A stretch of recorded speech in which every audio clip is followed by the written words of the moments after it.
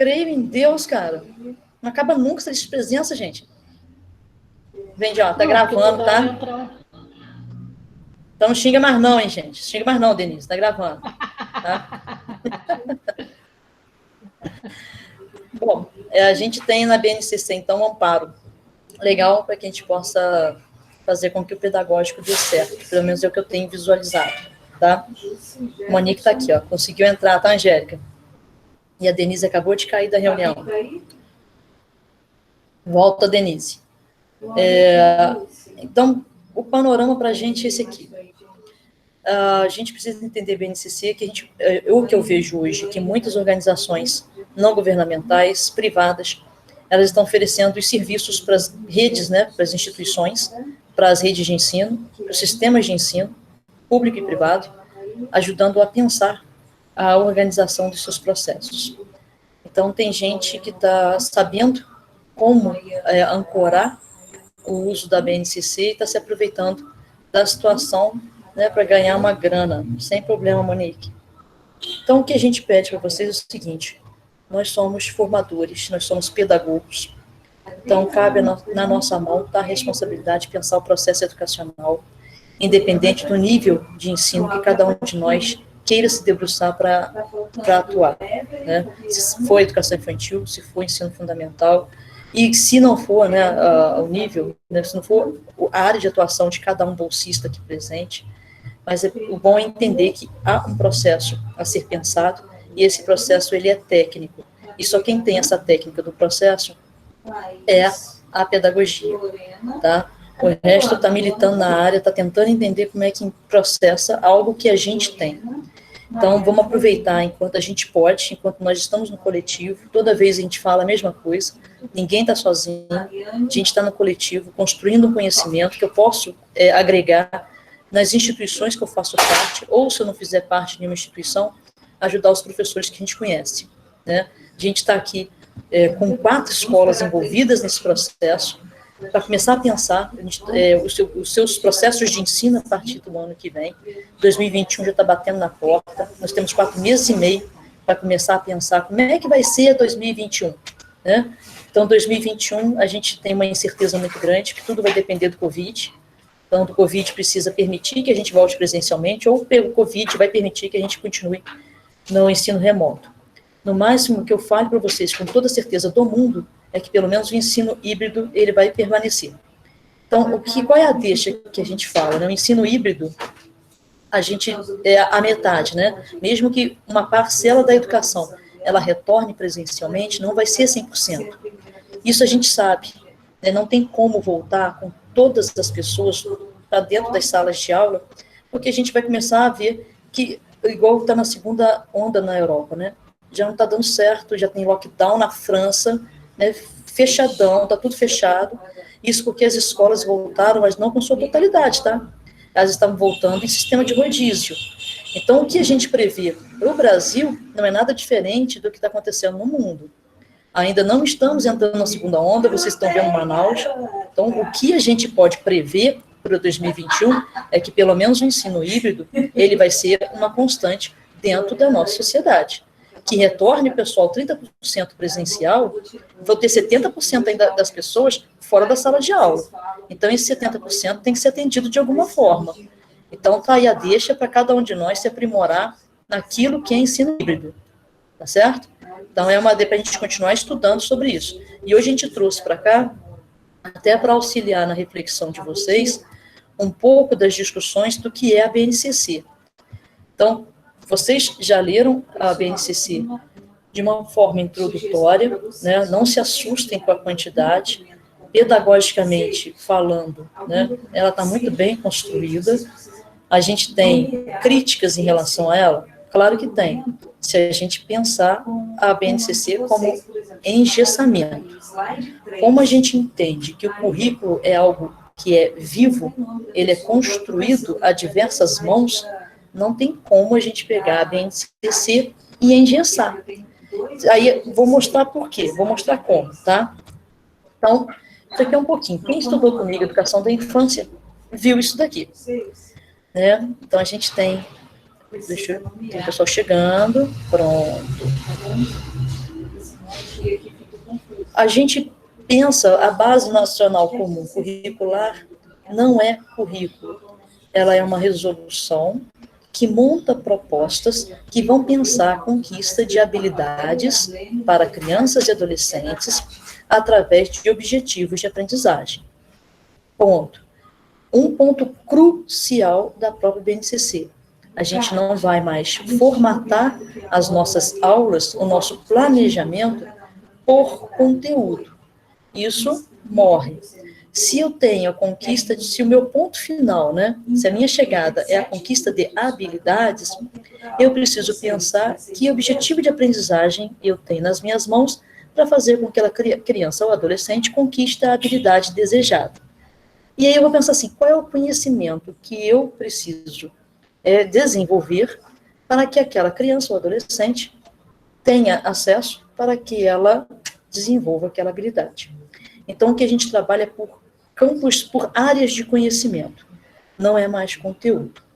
Isso cria toda uma manobra na formação do professor, do pedagogo, porque antes a gente tinha uma lógica disciplinar de pensar assim, que aula que eu vou dar hoje? Eu penso conteúdo, né? Logicamente, você vou ensinar sobre a Terra. Mas o que é sobre a Terra? Vou ensinar as estações do ano. Eu vou ensinar os seres vivos. Então, a gente tinha muito marcado, né, com o nosso currículo, que é fragmentado e linear, a gente tinha isso bem demarcado. Porque, na verdade, essa lógica vai inverter radicalmente. E aí a gente tem uns amparos, né? Um amparo da própria resolução, que instituiu a base em 2017, para que a gente não fique, não faça desse processo de educação um processo de escolarização precoce, tá? Então, a gente não está aqui para, vamos dizer assim, né, para quantidade de informação. A gente está aqui para aprender a trabalhar com a qualidade do conhecimento, beleza? Essa é a grande sacada, é uma coisa que eu falo o tempo inteiro, para quem é meu aluno vai escutar isso o tempo inteiro. A gente tem 6 direitos de aprendizagem na educação infantil, e eu acho bem bacana que na própria base você tem uma transição entre a educação infantil e o ensino fundamental. Então, nessa etapa de transição, esses 6 direitos, eles não se perdem, eles continuam presentes na vida da criança que vai para o fundamental, para o primeiro e segundo ano. Então, o tempo inteiro que a gente for pensar as práticas pedagógicas, esses 6 direitos aí, pelo menos para quem trabalha com a pré-escola, eles precisam ser garantidos. Não os 6 de uma vez dada só, mas pelo menos que eu consiga fazer, né, que a criança brinque e conviva, que a criança participe e se conheça, que a criança se expresse e explore. Então, eu vou trabalhando com campos aglutinados, tá certo? E, gente, por favor, tendo qualquer dúvida, querendo fazer qualquer consideração, vocês abrem o microfone aí, tá? E, desse jeito, a gente precisa agora conhecer os documentos normativos, tanto que eu até perguntei para os professores, né, se seria fácil a gente ter acesso ao PPP das escolas, Projeto Político Pedagógico, para que vocês conheçam a proposta das escolas, e aí a gente, vamos dizer assim, né, a gente vai orientar esse olhar de vocês para esse documento. Então, já que nós estamos impossibilitados de conhecer a escola presencialmente, né, então que a gente tenha um documento que possa nos ajudar, pelo menos, a chegar muito próximo daquilo que a escola milita enquanto campo de atuação. Então, para a educação infantil, voltando aqui, construindo um PPP que atende, uma escola que atende a educação infantil, obviamente eu tenho que estar lá agora os 6 direitos de aprendizagem e os 5 campos de experiência. Então, a gente precisa olhar para esse PPP e vislumbrar, né, qual é a concepção de criança que atende, o que ela está querendo com aquelas crianças, qual é o objetivo das crianças estarem estudando a educação infantil naquela escola. Então, qual é a missão daquela escola, né, qual é o objetivo final, né, no trabalho coletivo, afinal de contas, para que aquela escola está ali, qual é a função social daquela escola. Então, a gente vai, e com a base hoje, a gente tem a pretensão de alinhar esse discurso, tá? E aí a gente entende, a Denise é melhor para falar de currículo do que eu, a gente tem, currículo não é a base não é currículo, acho que uma coisa é completamente diferente da outra. A gente traz na base alguns elementos que vão me ajudar a direcionar minha prática pedagógica. Então, é aí que está todo o X da questão. Se a gente acredita, né, que as habilidades, né, que a gente vai, é como se fosse, nem o sistema apostilado, gente, a gente consegue fazer engessado. Nem os sistemas apostilados que vão ter as mesmas apostilas para a galera do primeiro ano do Brasil inteiro, mesmo isso a gente não consegue fazer o engessamento, porque na hora de cada professor colocar em prática aquela apostila, ele coloca em prática de acordo com a realidade da sua escola, da sua turma. Então, isso é fazer currículo. Quando a gente consegue diferenciar, né, a gente consegue colocar os conhecimentos de acordo com cada realidade, eu estou operacionalizando um currículo que é vivo. Então, essa é a grande deixa que a BNCC vai dar para a gente. Por mais que ela estipule os objetivos de aprendizagem, a gente não vai ter nada engessado. Alguma consideração em público? Ô, Mônica, você estava falando aí, essa questão aí, né, que a BNCC não é um currículo. As pessoas acham realmente que é o currículo. Vamos seguir o currículo, né, que está na BNCC. O currículo, na verdade, é isso que você está falando, vai além da BNCC. O currículo é tudo que acontece dentro da escola. E é igual você falou, o contexto, né, como que essa BNCC está sendo colocada em prática lá na escola. Ele está sendo colocado em prática exatamente como está lá no documento? Não. Por quê? Está se adaptando à realidade daquela escola. Então, é isso que você falou aí. O currículo é tudo. Por isso que a base ela é uma parte só desse currículo. É isso aí. Tem toda uma questão, né? Não é só quem já estudou currículo comigo sabe disso. Não é só o currículo prescrito, né? O documento. É igual a Mônica falou, tem o currículo real, que é o currículo em ação, né? O que o professor está colocando em prática.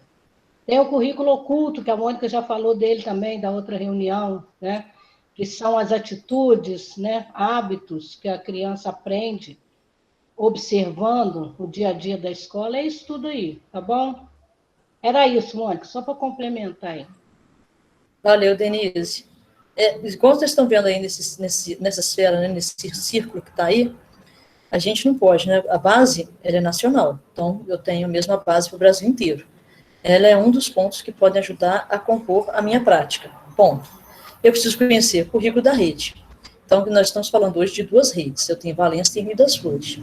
Eu tenho uma proposta curricular que seja de Valença e de Rio das Flores, pelo menos para os anos de escolaridade que a gente está trabalhando. Então, eu tenho, bom dizer, as pessoas antes chamavam de currículo mínimo, né? Eu acho um crime. Eu tenho uma proposta curricular para esses dois, né, para esses níveis de ensino, é o currículo da rede. Então, eu preciso conhecer, porque assim, se a gente for pensar nas realidades das duas cidades, eu vou querer ter algo específico para fazer sobre a minha, e a história da minha cidade, né, as peculiaridades do meu local. Né, eu trabalho isso onde? Se a gente for engessar e pensar em algo que se fosse nacional, as peculiaridades locais de cada cidade, de cada escola, elas iam ser deixadas de lado. Então, por isso que a gente precisa saber qual é o currículo da rede. E mais, qual é o currículo do grupo e da turma? Porque a gente tem que ter a nossa. Qual é o currículo da escola? E qual é a parte diversificada? Então, quer dizer, para a gente sentar e construir, né, o que eu penso e acredito muito, hoje eu até estava pesquisando, achei uma proposta curricular da Secretaria Estadual de Sergipe. Pô, tá assim, são 666 páginas, né? Número muito sinistro. Mas, enfim, eles colocaram ali tudo que a rede estadual de Sergipe vai fazer ao longo, né? Tanto da educação infantil ao ensino médio. Então, essa é uma proposta. Então, você pensa coletivamente a proposta, você coloca essa grande esfera, né? Tem a base, então você tem o currículo da rede. Pronto, agora o currículo da escola. Quem vai fazer a escola? O currículo do grupo da turma. Quem vai fazer é o professor com a turma. E a parte diversificada, podemos discutir no coletivo. Então, isso que a gente coloca aqui, assim, isso não é engessamento, tá? É só para a gente poder ter clareza daquilo que a gente escuta e de como a gente pode refutar ou não aquilo que a gente ouve. Para isso, para ajudar, né, a gente pensar, eu trouxe um pouquinho da discussão do que é o Plano Nacional de Educação. Então, nós temos uma legislação, que é a 13005 de 2014, nós temos 20 metas com algumas estratégias, né, e várias estratégias para serem definidas. O Plano Nacional, ele se finaliza em 4 anos. Eu já cansei de falar isso, pelo menos com a turma que estuda comigo, na educação da infância, a gente já falei sobre isso.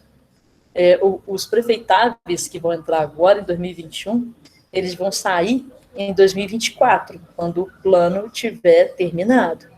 Então, quer dizer, o que cada prefeitável está falando para atender metas que são estritamente essenciais, fundamentais e obrigatórias, para a gente poder ter o plano cumprido em sua totalidade. Então, primeiro, o que diz respeito aos níveis que a gente está trabalhando no PIBID e no residência pedagógica. A gente tem a educação infantil, então, até 2024, tem que atender a totalidade de crianças de 4 a 5 anos dentro da escola. Hoje a gente está caminhando, está bem próximo disso, mas para a creche, a expansão de 50% ainda das crianças para até 3 anos. Então, é algo que precisa ser bem estruturado. De que forma que aí a gente vai dialogar, né, com a BNCC, com essa, vamos dizer, ampliação, com essa expansão que a gente precisa ter dentro pelo menos até agora, da educação infantil. O que tem a ver, né, tudo que a gente está comentando.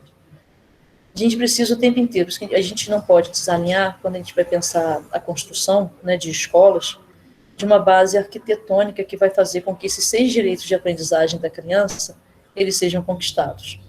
Então, se a gente tem conviver, brincar, participar, explorar, expressar e conhecer, todas as escolas de educação infantil, elas precisam ser construídas, pensadas, elaboradas, com base a conquistar e garantir que a criança tenha acesso a esses 6 direitos de aprendizagem. Então, isso vai ter que passar pelas linhas arquitetônicas, da forma como eu entendo a organização, né, ou então mesmo a realização do espaço, até a forma como a gente vai pensar as propostas. Bom, os 5 campos de experiência. Então, uma coisa é transversalmente, que aí alguma dúvida pode aparecer nesse sentido, uma coisa é a gente transversalmente pensar nos direitos de aprendizagem, que eles são transversais, ou seja, eu não vou criar um campo de experiência sobre brincar, porque senão a gente vai disciplinarizar o brincar, certo? Então, o brincar ele é transversal a todas as atitudes da criança dentro da educação infantil. Então, quais são os 5 campos de experiência? Quem é professor de educação infantil aqui, né, quem já conhece ou já conheceu o Referencial Curricular Nacional para Educação Infantil, vê que a gente teve pouca mudança, né, os nomes mudaram, mas eu não tenho tanta diferença em relação ao que era no RECNE. Então, esses são os 5 campos. O eu, o outro e nós, corpo, gesto e movimento, traço, som, coriforme, escuta, fala, pensamento, imaginação, espaço, tempo, quantidade, relação e transformação. São esses campos de experiência que vocês verão, né, lá naquela ficha de Excel, onde estão delimitados e determinados os objetivos de aprendizagem. Estão tratando disso. Agora, quem vai fazer, né, esses direitos de aprendizagem serem garantidos é cada um de nós. Eu sei o que eu preciso fazer em relação aos 5 campos de aprendizagem, porque aí eu posso pegar, né, o que é cada um, não, aqui. Se eu pego, por exemplo, o campo de experiência traço, som, coriforme, tá? A gente vê que na educação infantil eu tenho 3 delimitações, né? Eu particiono as crianças em 3 etapas. Bebê, criança bem pequena e criança pequena. Então, se eu pego um objetivo, vou falar num objetivo de aprendizagem só desse campo de experiência. Vamos colocar ali, o primeiro objetivo para bebê, tá?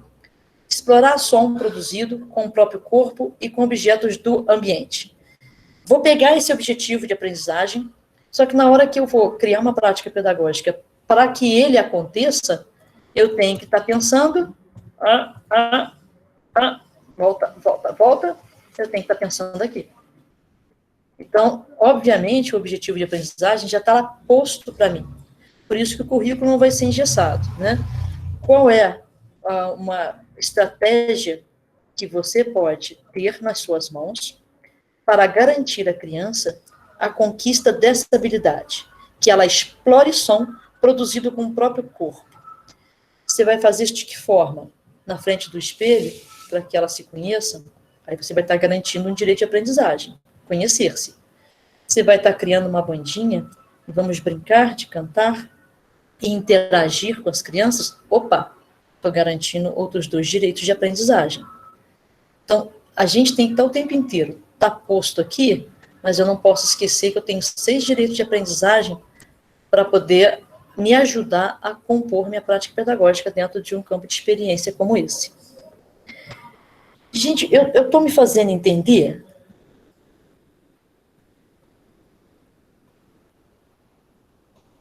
Pelo amor, qualquer coisa, beleza. Obrigada aí, Thaís. Deixa eu voltei aqui só para poder ver como é que tá. Gente, pelo amor, qualquer coisa aí, vocês gritam, tá? E para o pessoal que está fazendo aí 2 comigo em educação da infância, tô ajudando, hein, cara? Porra, ajudando pra caramba, hein? Aqui é só título de conhecimento para as outras pessoas que eu ainda não mostrei. Aqui é quando eu justifico, né? Quando eu tenho que justificar a importância da educação infantil a qualquer pessoa. Isso aqui é um estudo feito pela Fundação Maria Cecília Souto Vidigal e que mostra que a criança de 0 a 5 anos, ela constrói sinapses que vão para além, né? Ela chegou no seu cume de 0 a 5 anos, né? E que depois eu não tenho a possibilidade de criação, né? De potencializar essas sinapses no restante da vida dela. A gente aprende, mas é muito mais custoso. O que eu poderia facilitar de 0 a 5, eu não consigo mais. Isso justifica, vamos dizer assim, a importância do professor de educação infantil ser bem informado. Isso justifica, vamos dizer assim, para o monitor, que foi uma discussão, pelo menos que é da minha turma aqui de educação da infância, nós tivemos, para o monitor da educação infantil ser também bem informado na área, para que a gente tenha intencionalidade pedagógica, né? O que a BNCC está falando para a gente é apenas que a gente tenha intencionalidade pedagógica no que a gente está fazendo, principalmente para as crianças pequenas da educação infantil e para as crianças do ensino fundamental, notadamente, primordialmente, o 1º e 2º ano. Então, a gente está trabalhando com crianças que têm alto potencial de desenvolvimento cognitivo, mas que se a gente não souber pensar as intencionalidades das nossas ações, a gente perde uma grande oportunidade de fazer com que ela realmente tenha um ganho efetivo no seu desenvolvimento, tá? Bom, beleza? Aqui, a gente tem um código alfanumérico, que é o que vocês vão conhecer, né, a BNCC, no que a gente tem lá, nos descritores dela, o que a gente vai conhecer são os códigos alfanuméricos, que não é nada difícil, mas a gente vê que é um manual de consulta que a gente tem. Então, se a gente pegar esse código alfanumérico que está aqui para vocês, a gente vê assim, EI 02, TS 01. EI, estou falando de educação infantil. Então, se fosse para o ensino fundamental, estaria ali EF, mas está ali EI, então é educação infantil. 02. Lembra que eu falei que a criança, né, da educação infantil, ela é particionada em 3 categorias, beleza? Bebê, criança bem pequena e criança pequena. Então, 02 é o grupo da faixa etária correspondente à criança bem pequena. Estou falando de criança de creche ainda, de 1 ano e 7 meses a 3 anos e 11. Beleza. TS, aqui estamos explicitando qual é o campo de experiência.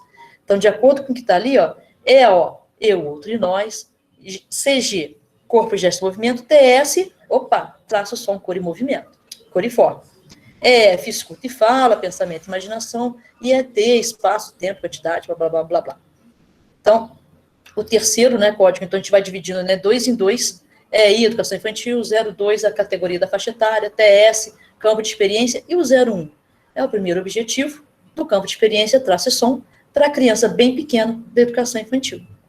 Então, é dessa leitura que a gente faz. Então, quando você receber isso nas mãos, o que a gente sabe é que, a partir dessa, eu preciso conquistar essa habilidade. Qual é a habilidade do 01? Está ali. Ai, perdão, vamos voltar aqui. Esse do meio, tá? Criar som com material, objeto e instrumentos musicais, para acompanhar diversos ritmos de música. Beleza. Então, a criança precisa adquirir essa habilidade. Ela criar sons com materiais. Então, se vocês perceberem na questão do verbo, não é mais o professor fazer, né? Eu não vou, vamos dizer assim, proporcionar, não vou fazer reconhecer pode, porque a criança vai reconhecer.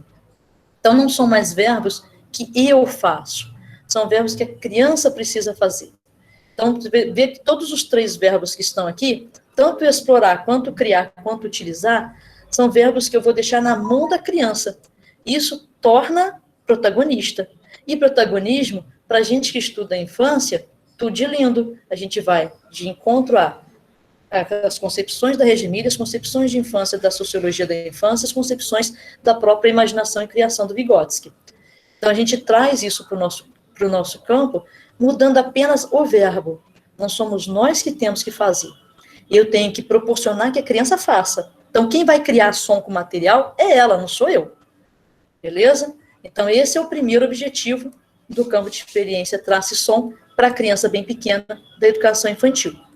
Essa é a leitura que a gente faz do código alfanumérico. Eu não tenho que saber qual é o objetivo 01, mas depois que a gente for vendo aí, vamos dizer assim, se tornar comum, eu vou saber os campos de experiência, eu vou saber olhar para cá e vou identificar qual é o campo de experiência. Agora, decorar quais são os objetivos de aprendizagem, é muito difícil, tá? E aí a gente cai numa outra vertente, que é da nossa área prioritária de atenção, que é próprios anos iniciais do fundamental. Quando o PNE, em 2014, ele foi formulado, foi pensando ainda na progressão continuada das crianças nos 3 primeiros anos de escolaridade, né? Ela não repetia do primeiro para o segundo, do segundo para o terceiro. A gente só ia promover uma retenção da criança no 3º ano de escolaridade. Tanto é que quem participou da versão do PIBID anterior, estrategicamente, o que a gente fez?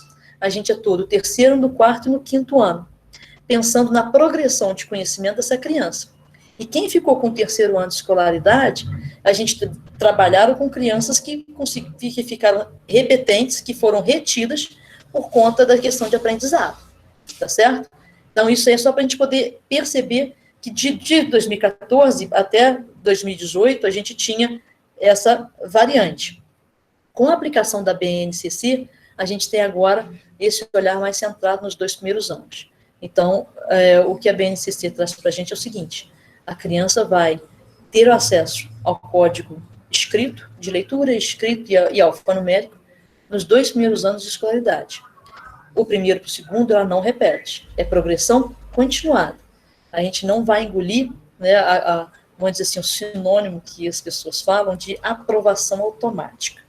É aprovação automática quando a gente não consegue trabalhar em equipe em prol de conquistar um objetivo de aprendizagem, tá certo?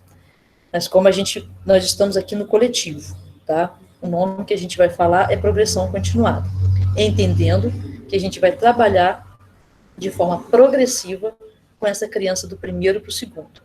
Ou seja, o professor que está no primeiro ano, né, que estipula quais são os objetivos de aprendizagem, né, quais são as habilidades que aquela criança vai adquirir no primeiro ano, atento à transição da própria educação infantil para cá, o professor do segundo tem que conhecer o trabalho do professor do primeiro.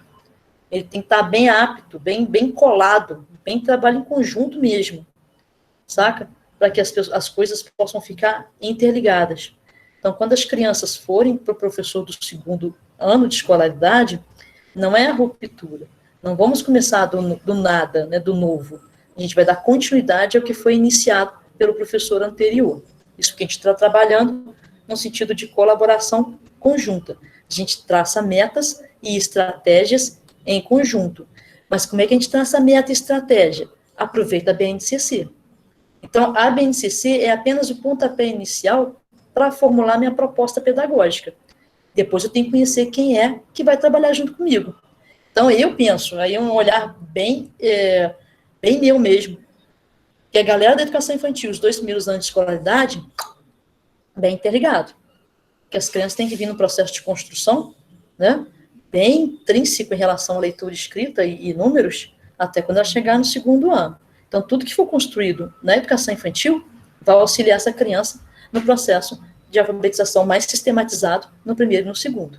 Não entendendo isso como escolarização. Tanto que está bem claro lá, voltar a falar dos 6 direitos de aprendizagem. Ponto. Eu tenho que continuar, a criança tem que continuar brincando, tem que continuar interagindo, tem que continuar se expressando, conhecendo e explorando. Então, sem os direitos de aprendizagem dela serem garantidos, e a gente vai dar folhinha para ela poder fazer cópia, para ela poder fazer, cobrir pontinho, eu quero saber onde é que está, se eu estou garantindo qual o direito de aprendizagem, né, de boa. Quando eu faço esse tipo de atividade, eu estou garantindo qual o direito de aprendizagem a essa criança, né? Brincar, conviver, interagir, explorar, conhecer ou expressar.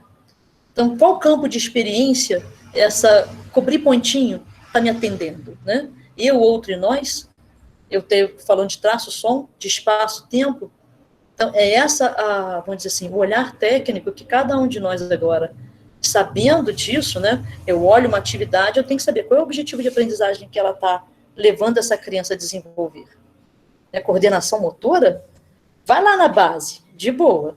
Né, olhar para ver se em algum objetivo de experiência eu tenho coordenação motora que a estratégia seja essa, né, a estratégia escolhida seja de cobrir pontinho. Então, a gente vai pensando nos processos que possam ser diferentes, tá? E, de boa, gente, quem vai ganhar com isso somos nós, tá? Só que nessa época de pandemia, eu tenho falado com muita gente que a gente não precisa apenas nos consolar, né? Mas precisa agora fazer com que os pais irresponsáveis vejam que metodologicamente esse tipo de atividade não vai levar ninguém a lugar nenhum. Enfim. Aqui é só para vocês terem ciência que a gente está falando, né, do PNE. Quando o PNE foi lançado, a gente alfabetizaria até o 3º ano. Diga-me. Oi. Oi, Max. Tudo bem? Então, Tudo. eu estive numa discussão sobre um diálogo, né, sobre essa questão da continuidade, né, do trabalho do 1º para o 2º ano.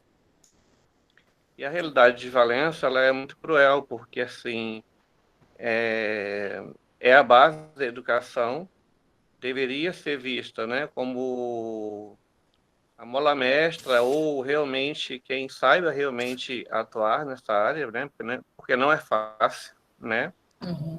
Então, são dois pontos de vista que nós chegamos a conversando com alguns diretores.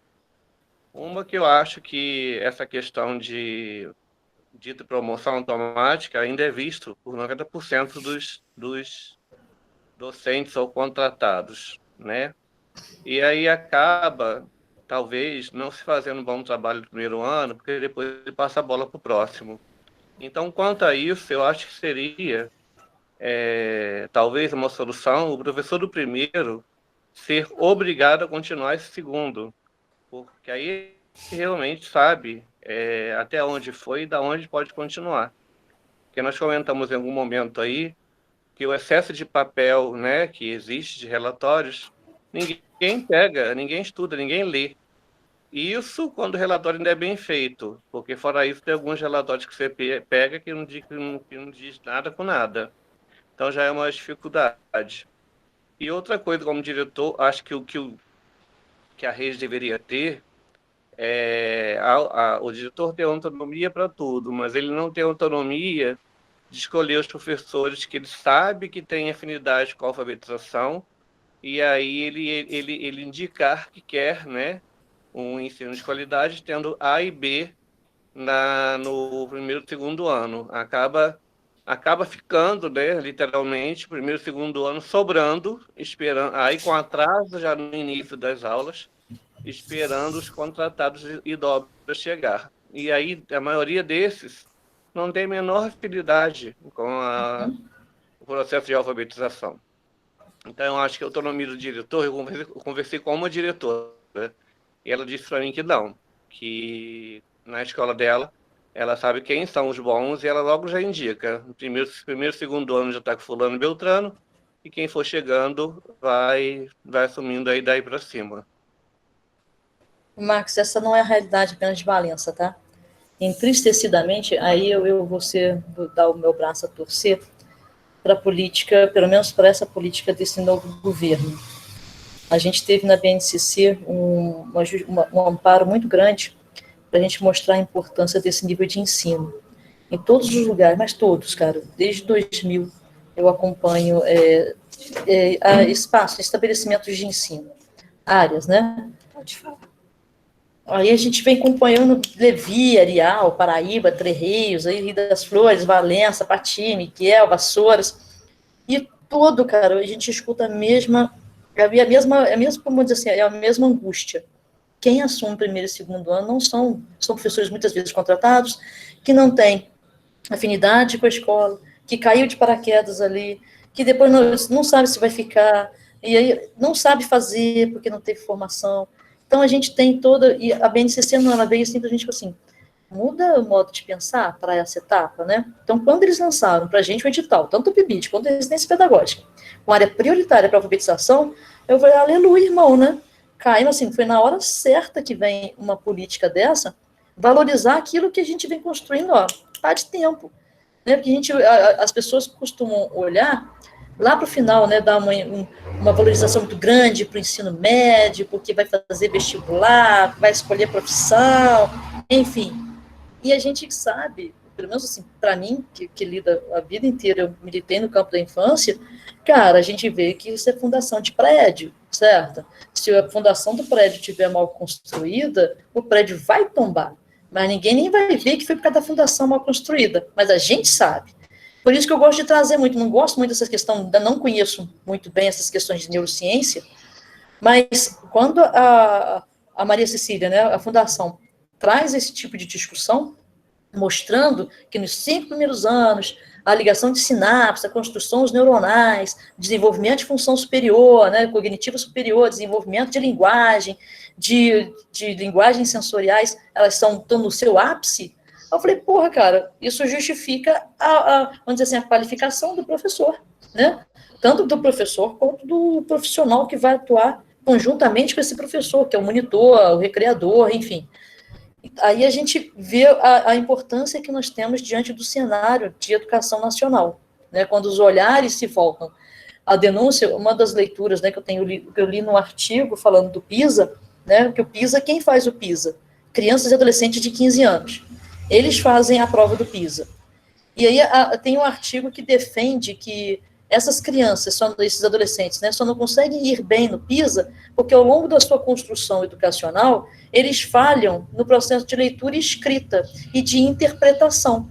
Então, se a gente atentar para a base, se a gente fomentar na base lá que uma criança tenha um domínio gigantesco de leitura e escrita, e aí não é gigantesco em termos de informação, mas sim de qualidade, essa criança vai chegar num processo de construção de produção textual, de compreensão, de domínio de mundo, de tecnologia, e vai ser tão natural que ela vai chegar numa prova do PISA, por exemplo, e vai fazer com o pé nas costas.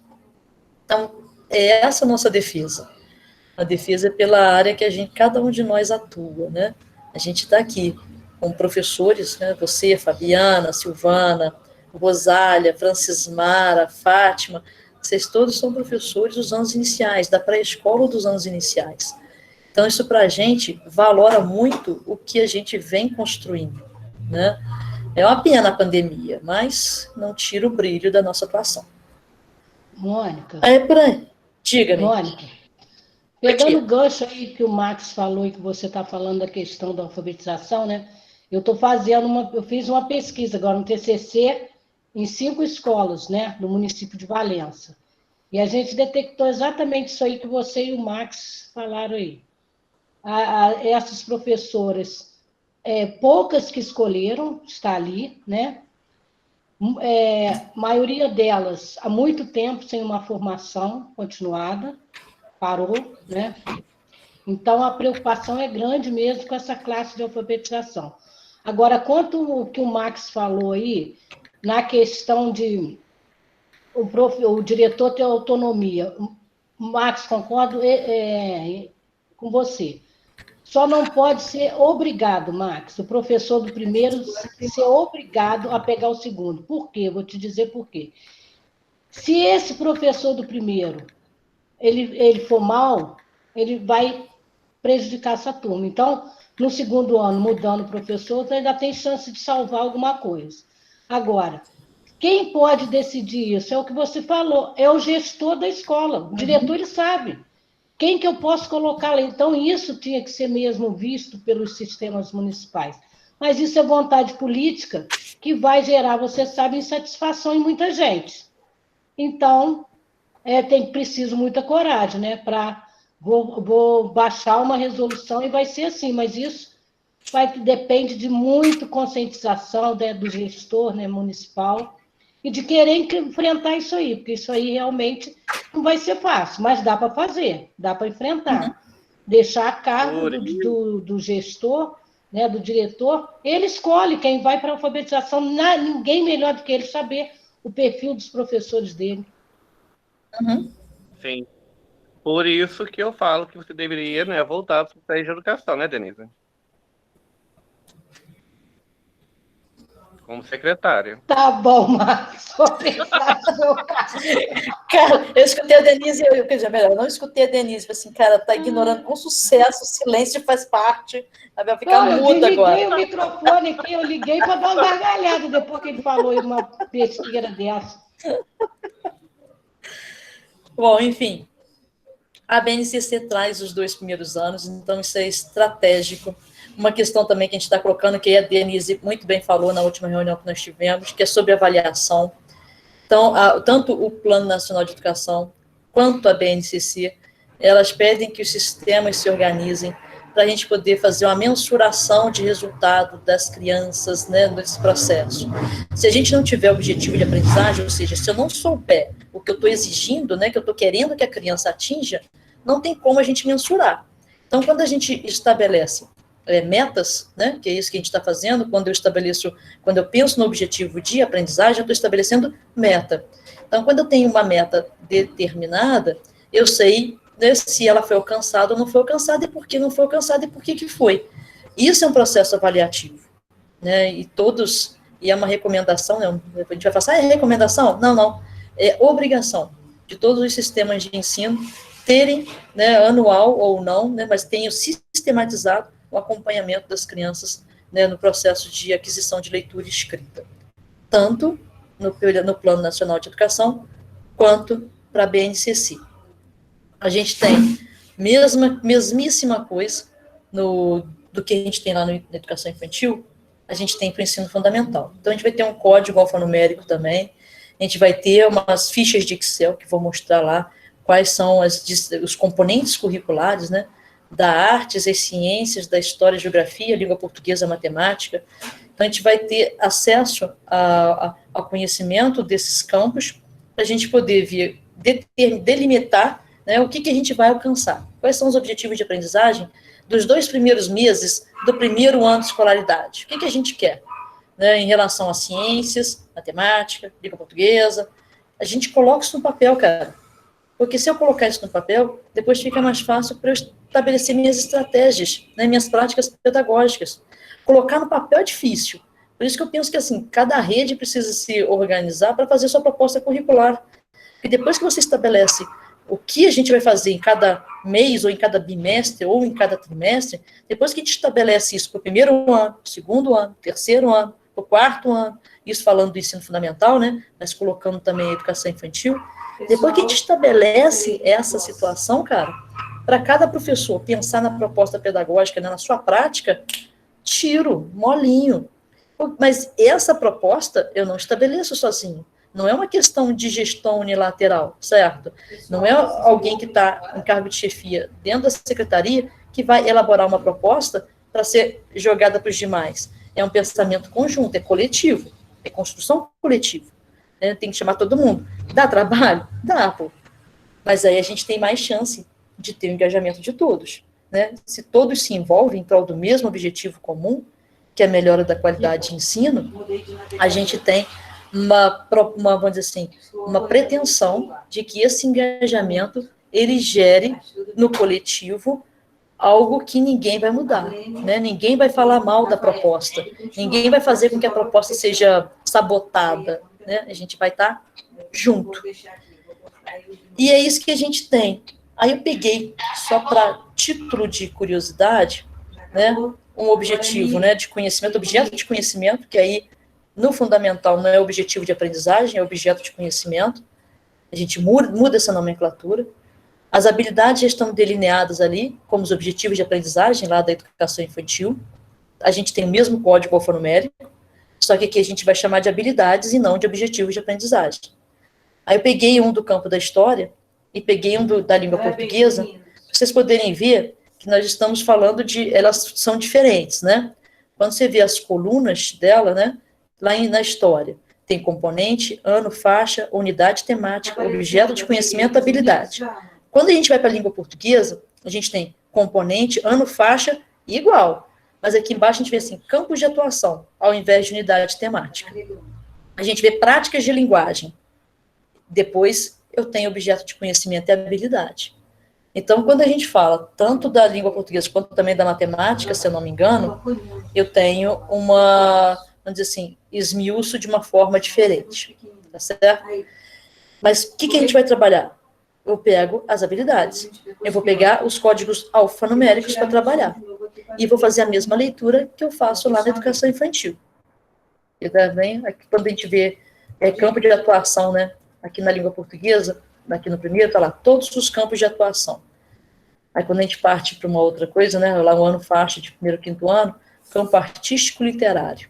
Então a gente tem, na língua portuguesa, a gente tem uma amplitude muito grande para trabalhar com essas crianças em relação ao campo de atuação. Que acaba, o campo de atuação, ele pode ser transversal, né? Transversal quando eu falo todos os campos de atuação. Ou então, uma área mais específica que está se unindo com a questão da arte. Então, aqui é onde o português pode se aliar, né? Provocar uma interdisciplinaridade, por exemplo, com a arte. E a mesmíssima coisa, isso aqui eu peguei um exemplo dessa, até resgatei lá, hoje eu estava olhando de novo, essa proposta curricular de Sergipe. Ignora o último campo aí, né, o SS, vocês ignorem ele, porque só Sergipe tem, tá? Então, o código alfanumérico é a mesma coisa. EF, ensino fundamental. 67 é porque está relacionado ao sexto e ao sétimo ano. Quando for, né, do primeiro ao quinto, vai estar lá 15. Quando for do primeiro e segundo, vai estar lá 12. Quando for apenas do primeiro, vai estar 01. Então, mesma coisa. O EF aqui não é da educação fundamental de novo. Aí a gente vai ver lá que é o componente curricular, está na educação física. E 01. Então, é o primeiro, habilidade, da educação física para sexto ou sétimo ano do ensino fundamental. Então, é mais ou menos para a gente poder se alinhar do que eles estão pedindo. Ô, Mônica, fala para mim. Exemplo que você trouxe aí volta naquela questão que você falou lá no início, né? Que a BNCC não é um currículo. Aí está mostrando que essa aí o Sergipe colocou habilidades que não estavam contempladas na BNCC no currículo dela. Exatamente. Porque ela pega a parte diversificada mesmo, Denise. Boa sacada aí. Porque na hora de você montar a proposta, cara, a proposta está muito bem elaborada. Porque aí você não monta a proposta pensando apenas no que a base tem. Então você não ingessa, não é nem se você usasse só a base, você não ingessa.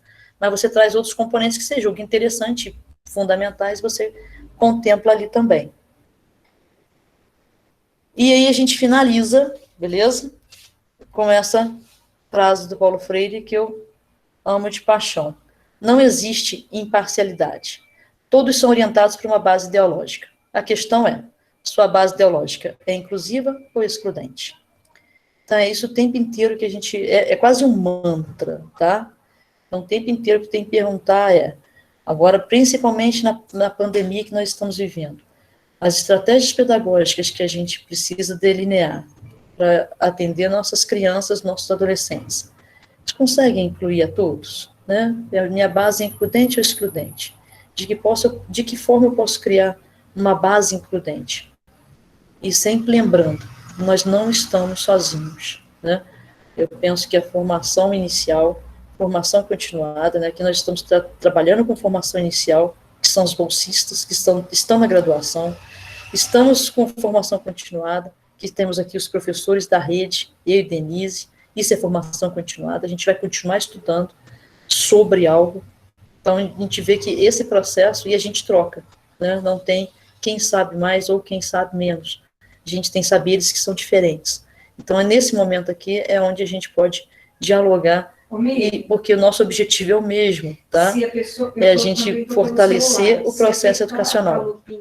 Primeiro é o nosso aqui, coletivamente falando, né, nós, enquanto curso de pedagogia, enquanto programas PIBI de residência pedagógica. Então, todos nós fazemos parte dessa mesma linhagem, estamos todos em prol desse mesmo objetivo.